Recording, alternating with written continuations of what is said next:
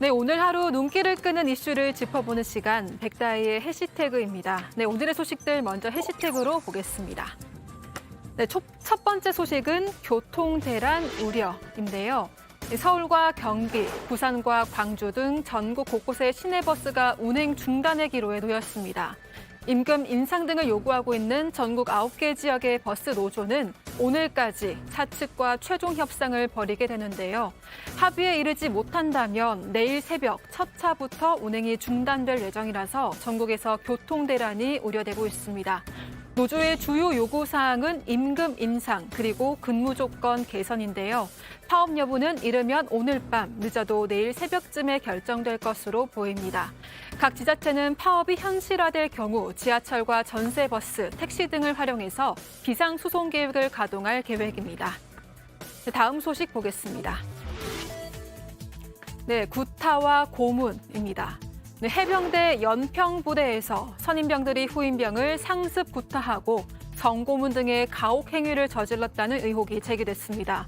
군 인권센터는 오늘 기자회견을 열고 선임병 3명이 막내 병사를 구타하고 성추행했다고 폭로했습니다.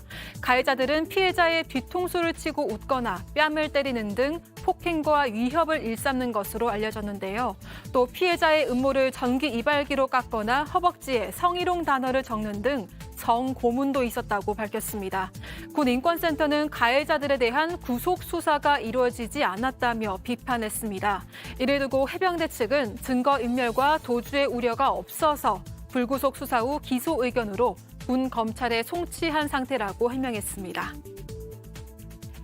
네, 마지막 소식의 해시태그는 막무가내 봉쇄입니다.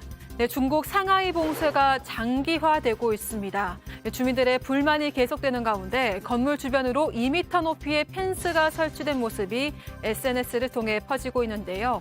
방역당국이 건물에서 감염자가 한 명이라도 나오면 입구를 철조망으로 막아 집 밖으로 나올 수 없게 한 겁니다. 분노한 일부 주민들이 문 앞에 설치된 울타리를 이렇게 부수는 모습도 포착됐습니다. 당국은 이 같은 조치에 아무런 설명과 입장을 내놓지 않고 있는데요. 한편 오늘 9월부터는 중국 항저우에서 개최되는 아시안게임의 연기 가능성도 나오고 있습니다. 도시가 봉쇄된 상하이는 항저우에서 불과 200km도 채 안 되는 거리에 있습니다. 지금까지 백다희의 해시태그였습니다.